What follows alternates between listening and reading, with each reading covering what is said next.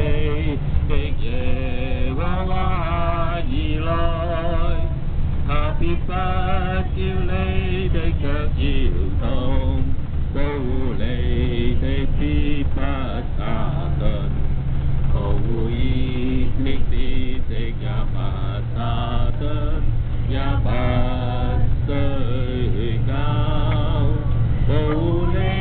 的是耶和華，耶和華在你右邊，因被你白日，太陽必不傷你，夜間月亮必不害你，耶和華